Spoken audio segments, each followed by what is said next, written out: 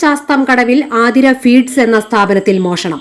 ഹെൽമറ്റും മാസ്കും ധരിച്ചെത്തിയ മോഷ്ടാവ് കടയുടെ വാതിൽ കമ്പിപ്പാര കൊണ്ട് തകർത്താണ് അകത്ത് കയറിയത്.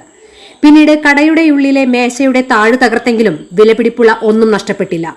ഈ സമയത്ത് മോഷ്ടാവ് ഹെൽമറ്റ് മാറ്റി തൊപ്പിയാണ് ധരിച്ചത്.